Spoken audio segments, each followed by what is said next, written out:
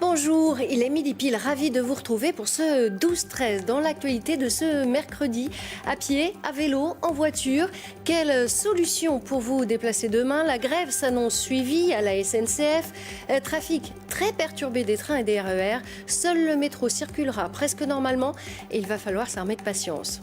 Et puis nous ferons un tour du côté du Conseil de Paris où le travail du dimanche s'est invité de nouveau dans les débats. C'est une proposition d'élu de l'opposition, Florent Carrière, nous expliquera tout. Et puis, un nouvel envol et un symbole de retour dans le ciel parisien. Après 3 mois d'entretien, le ballon de Paris reprend le chemin des airs. Nous verrons avec l'un de ses responsables ce qui va changer. À tout à l'heure. À 24 heures d'un mouvement de grève annoncé comme suivi chez les cheminots, nous allons faire le point sur les prévisions de trafic dans un instant.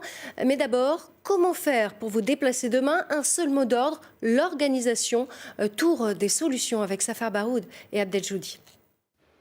Avec seulement 40% de TGV, 25% d'Intercités et 50% de TER en circulation demain, les voyageurs franciliens se préparent déjà à affronter la grève. La plupart d'entre eux ont pensé à une solution. Je sais pas, peut-être me mettre en télétravail, je pense que c'est une bonne option. Ce soir, je rentre pas chez moi comme d'habitude et je suis hébergée ce soir, donc je prendrai le RER A demain, en espérant qu'il y ait des RER A. Je vais prendre 2 trains avant et puis voilà, tranquille. Mais il est rarement à l'heure, hein, donc c'est un peu comme d'hab. Une autre possibilité, c'est évidemment le covoiturage. Un quart des franciliens y a recours au moins une fois par semaine. Pour les sociétés qui gèrent ce mode de transport, la grève est évidemment un bon moyen de se faire connaître. Grâce à un partenariat avec Île-de-France Mobilité, les voyageurs sont invités à tester sans frais le covoiturage. Ils vont pouvoir monter dans des véhicules carrosses gratuitement.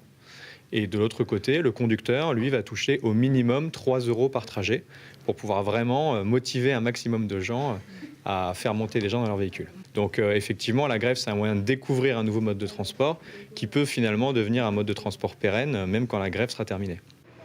Autres entreprises gagnantes, ce sont les plateformes de cars.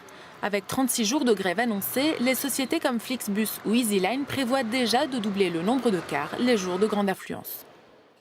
Grève dans les transports, mais aussi dans les écoles et dans les hôpitaux, car les fonctionnaires sont également appelés à descendre dans la rue pour défendre leur pouvoir d'achat. À quoi s'attendre demain? Les prévisions avec Virginie de la Haute-Maison. Côté transport, la SNCF a annoncé ses prévisions.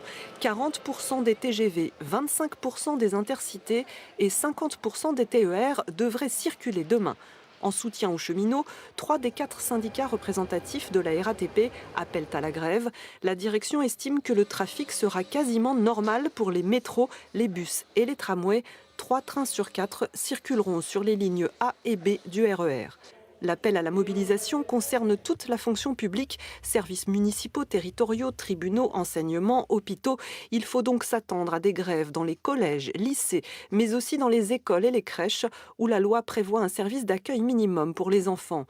Hôpitaux et maisons de retraite publiques seront aussi probablement touchés par des perturbations. Enfin, la grève du 22 mars concerne aussi le ciel. Les contrôleurs aériens sont appelés à rejoindre le mouvement. 30% des vols seront annulés au départ de Roissy, d'Orly et de Beauvais demain. Et vendredi, 10 syndicats d'Air France appellent à la grève avec peut-être un quart des vols annulés selon la direction de la compagnie. Et puis retrouvez toutes ces prévisions sur notre site idf.france3.fr. Toujours concernant vos transports, cette annonce de Valérie Pécresse, la région va dépenser 1 million d'euros pour réduire la pollution de l'air dans le réseau souterrain, dans les gares et les stations de métro. C'était l'une des mesures phares de la loi Macron d'août 2015, un serpent de mer qui refait désormais surface. Le travail du dimanche s'invite une nouvelle fois dans le débat public. Ça se passe au Conseil de Paris. Un groupe d'élus avait déposé une proposition pour que tous les commerces de la capitale puissent ouvrir le 7e jour de la semaine. Les tenants et les aboutissants avec Yannick Le Gall et Isabelle Audin. Des magasins ouverts tous les dimanches pour attirer les touristes. Sur les Champs-Élysées, pas de repos dominical. Les boutiques accueillent plusieurs milliers de clients. Une ouverture possible grâce au placement en ZTI, zone touristique internationale. Un élu parisien proche d'Emmanuel Macron propose d'étendre le périmètre à l'ensemble de la capitale. Nous voulons que tous les commerçants qui le souhaitent puissent ouvrir dans Paris, où qu'ils soient. Ça va permettre de nous mettre au même niveau que Rome ou Londres, où toute la ville peut ouvrir le dimanche. Et on pense que si on ouvre à tout Paris, on pourrait arriver à 15 000 créations d'emplois, ce qui est considérable actuellement. 15 000 emplois, un chiffre avancé par la Chambre de commerce et d'industrie. À Paris, entre Montmartre, Bercy Village ou encore Notre-Dame, 12 zones touristiques sont en activité. Parmi elles, le quartier Porte-Maillot, avenue des Ternes. Ici, les ouvertures du dimanche sont donc possibles, mais beaucoup de rideaux restent fermés. Seules les grandes enseignes ouvrent leurs portes. C'est les gros grands magasins, mais les petits magasins sont fermés, à part les brasseries qui sont ouvertes bien sûr pour le tourisme et pour les gens qui habitent un petit peu ici. Mais sinon, regardez, vous pouvez constater que tout est fermé, tout est vide. Il faut revenir en amont et redynamiser le centre de Paris qui est devenu mort. Pour les syndicats, permettre l'ouverture dominicale dans toute la capitale serait un grave précédent. Si Paris, par exemple, demain était ouvert 7 jours sur 7, 24 heures sur 24 partout, en lisière, de l'autre côté du périphérique, les magasins aussi voudraient ouvrir parce que leurs concurrents dans Paris seraient ouverts. Et comme ça, de fil en aiguille, par capillarité, on est en train de nous imposer progressivement la libéralisation complète du travail du dimanche. Une chose est sûre, la capitale attire toujours autant les amoureux du monde entier. L'an dernier, 34 millions de touristes ont visité Paris et sa région. Le Conseil de Paris, justement, vous y êtes, Florent Carrière, et cette proposition a été rejetée. Elle est rejetée même 2 fois, puisque ce sont 2 vœux qui étaient déposés en faveur d'un classement de tout Paris en zone touristique. L'un estampillé macroniste compatible de droite, l'autre signé les Républicains. 2 vœux rejetés à gauche. Même les centristes UDI Modem se sont abstenus, préférant attendre les résultats de l'Observatoire sur le travail du dimanche. En revanche, il y a bien un vœu qui a été voté, celui de l'exécutif, et qui concerne la zone Olympiade, ce quartier du 13e arrondissement, dont le classement en zone touristique internationale a été invalidé par le tribunal administratif. Alors concrètement, ce vœu voté hier soir engage la mairie à demander à nouveau au préfet le classement de ce territoire en zone touristique internationale ou bien en zone commerciale, ce qui provoque des frictions au sein de la majorité. Écologistes et communistes dénoncent un revirement de la maire de Paris sur le sujet du travail le dimanche. Il y a une vraie volonté d'étendre ce travail du dimanche, et nous pensons que ce n'est vraiment pas ni dans l'intérêt des salariés, ni dans l'intérêt ni des familles, et ni dans l'intérêt du petit commerce. Parce que ce que l'on observe, en fait, c'est que ce sera les grandes enseignes qui vont emporter le morceau, en fait, au détriment du petit commerce. Et vous avez tout un tas d'associations de petits commerçants qui se plaignent, notamment de cette ouverture. Du côté d'Anne Hidalgo, Florent, comment justifie-t-on ce revirement ? Eh bien, pour la maire de Paris, il y a un état de fait, c'est que les commerçants des Olympiades n'ont pas attendu le classement en zone touristique internationale pour ouvrir leur commerce, et qu'il faut donc mieux encadrer juridiquement la situation. Mais pour les écologistes, c'est surtout un appel du pied aux macronistes en vue des prochaines municipales.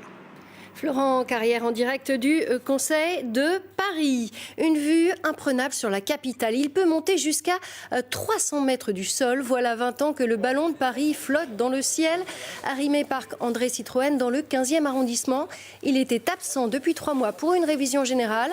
Ce matin, il a été regonflé. Ce laboratoire volant qui mesure la qualité de l'air pourra donc bientôt reprendre les airs. Et pour en parler, on retrouve sur place Jérôme Giacomini, président de la société qui développe ce ballon.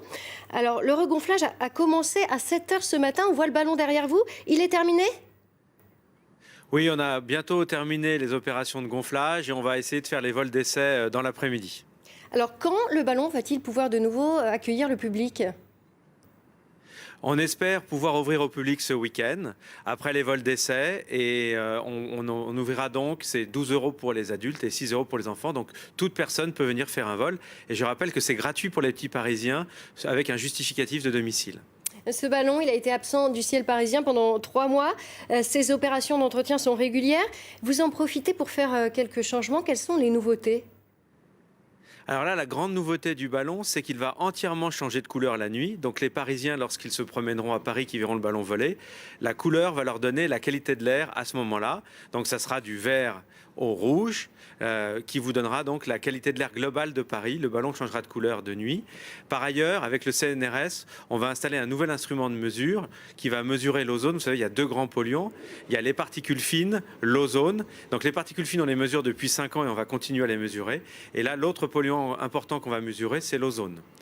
Enfin, on va utiliser un lidar, c'est une sorte de radar lumineux qui va nous permettre de mieux comprendre la répartition des particules fines au-dessus de la ville. Alors ce ballon, c'est un véritable laboratoire volant finalement, il veille sur nous. Oui, exactement. On a, si vous voulez, c'est un peu, je prends l'image des carottes qu'on fait dans l'Arctique pour regarder la glace. Là, c'est pareil. Le ballon ne perturbe en rien les filets d'air. Et grâce à la préfecture de police, on peut monter jusqu'à 300 mètres de haut, aussi haut que la Tour Eiffel. Et finalement, avec ces instruments, on mesure l'air exactement de 0 à 300 mètres. Et ces mesures en basse couche sont extrêmement intéressantes et importantes pour les laboratoires du CNRS qui comprennent mieux le comportement des masses d'air au niveau du sol. Et il y a aussi une jolie histoire au-delà de l'histoire scientifique. Au départ, ce ballon, il a été conçu pour les festivités du passage à l'an 2000 et puis finalement, il est resté. Oui, le ballon a bientôt 20 ans à Paris. Vous savez que c'est à Paris qu'a eu lieu le premier vol humain, le 21 novembre 1783. Pilâtre de Rosiers a décollé à côté d'ici, du château de la Muette, et a atterri à la butte aux Cailles dans le 13e, en traversant la Seine à peu près à notre niveau. Et c'est vrai que nous sommes très heureux de voir ce ballon, qui est un symbole de Paris. Le ballon Generali est maintenant vraiment devenu un des monuments de Paris, en tout cas on l'espère, symbole du premier vol humain, de l'histoire de Paris. On est très liés à cette histoire. Et c'est vrai que ce ballon a fait voler plus de 1 million de personnes, donc c'est sans doute le ballon qui a emmené le plus de public depuis l'existence des aérostats. Oui, alors il y a eu 60 000 personnes qui sont montées à bord, qui ont été embarquées l'année dernière. Tous ces visiteurs, ils ont appris que le ballon était ouvert au public, mais finalement c'est assez méconnu, non, le fait de pouvoir embarquer, dans ce ballon est assez méconnu.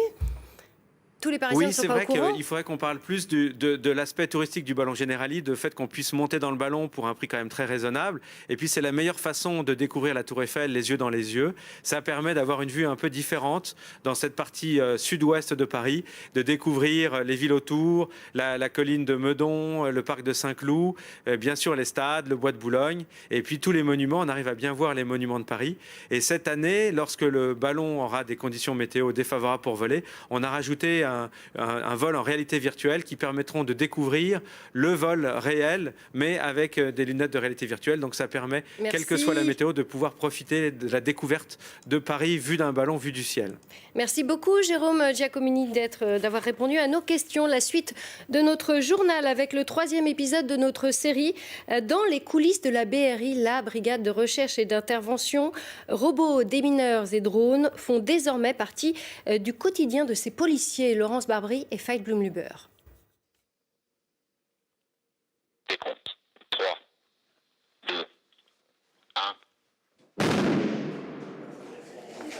1. Nouvel exercice en situation pour la brigade de recherche et d'intervention de Paris. Nous sommes dans un hangar désaffecté mis à leur disposition. La mission du jour pour la colonne d'assaut, évoluer en utilisant des explosifs. Depuis les événements dramatiques qu'on a connus, on travaille beaucoup avec les dépiégeurs d'assaut du laboratoire central de la préfecture de police, sur de la détection, mais aussi sur du dépiégeage, évidemment. Depuis 2015, 4 dépiégeurs d'assaut sont détachés en permanence à la BRI. Des professionnels également artificiers qui ont formé leurs homologues du GIGN. On est là pour traiter toute la menace explosive. On intervient sur les pièges, les bombes, les menaces NRBC, et les kamikazes et les otages piégés. Dans la colonne figurent également 2 techniciens. Il y a des choses particulières à surveiller? Donc le couloir en général, et après annoncer le nombre de portes ouvertes ou pas. Auparavant en assistance, ils font désormais partie intégrante de la BRI. Notre rôle, c'est d'observer, d'écouter, d'analyser. En gros, on est les éclaireurs de la colonne. Notre but, c'est d'essayer d'assurer au maximum la sécurité des collègues en étant en amont. Les premiers qui arrivent, il y a quoi? Une zone dangereuse, 2 zones dangereuses, la porte. Vous n'êtes que 4. S'il y a un binôme qui part ici pour gérer, un binôme qui part ici, si vous avez le moindre accrochage, où elle est derrière? Ils sont en aveugle, ils sont de 15 mètres derrière. Ça marche pour l'approche? Faire partie de la colonne de la BRI est synonyme de danger. 8 policiers, 10 opérateurs dont les déplacements sont millimétrés et qui doivent apprendre à ne faire qu'un. Des manipulations comme ça, des articulations, c'est pas instinctif, c'est de l'apprentissage. Et l'apprentissage, ce sont des ingrédients afin que chacun fasse les recettes le jour J. Donc là, on est en train de voir les ingrédients, c'est le propre de l'apprentissage. Quand on est une permanence, on est un petit groupe, on ne peut pas se permettre qu'il y en ait un qui soit pas au niveau ou qui soit à la traîne derrière. Chaque personne a un rôle essentiel à chaque fois. Les déplacements techniques de tous les opérateurs relèvent souvent du bon sens, mais en état de stress, l'humain perd 20% de ses connaissances. Apprendre à apprécier la langue de Molière. Pendant un mois, les enfants de Cergy-Pontoise sont conviés au Festival des Tréteaux. Tania Watine et Louis Simondet. Driss, Aboubakar, Aïchata, ces élèves de 6e ont rarement l'occasion d'aller au théâtre. Leur professeur de français a donc saisi l'occasion du Festival des Tréteaux pour leur montrer une adaptation très libre et jeune public du Malade imaginaire. Qui vivra spectacle. Qu'est-ce que c'est? C'est moi, monsieur Antoine. Comme vous ne venez pas m'ouvrir, je me suis permis de passer par la fenêtre. Carence, qu'est-ce que tu fais là? Le théâtre, c'est très rigolo, c'est chouette. Toinette, elle change trop de personnages tout le temps. C'est ça le problème, sinon en vrai c'était bien. On s'amuse. C'est des acteurs, ils font bien leur travail. Et le travail des acteurs, ils l'ont découvert en classe la semaine d'avant avec le metteur en scène de la pièce. Qui vivra spectacle? Passe par la fenêtre, hop, elle se présente devant toi. Le public devant toi, regarde, il est là le public, n'oublie pas, ils ont payé leur place. C'est moi, monsieur Antoine. J'avais jamais vu Molière, je savais même pas que ça existait. Quand on prépare les élèves, c'est-à-dire à l'histoire, à ce qu'ils vont voir, de rencontrer les personnages, de s'amuser à jouer eux-mêmes la comédie, c'est une très belle introduction à Molière, parce que Molière, c'est du jeu, en fait. Et plus on s'amuse avec Molière, plus c'est accessible. Mais le malade imaginaire, c'est aussi l'amour. La professeure de français prépare ainsi ses élèves à étudier les vrais textes de Molière. Son but ? Qu'ils comprennent déjà un petit peu le sens des mots, la richesse de la langue française, parce que voilà, on est sur une langue vivante, et donc là on le voit bien justement, c'est une langue qui évolue, qui change. Je vous présente, mesdames. Espérons que les élèves prennent autant de plaisir à lire Molière qu'à le jouer.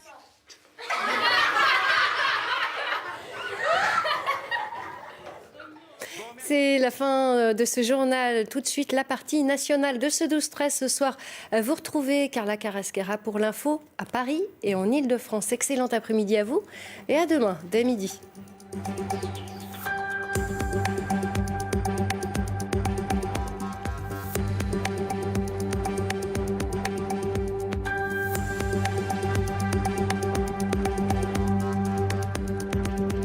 Retrouvez toute l'actualité de votre région sur idf.france3.fr.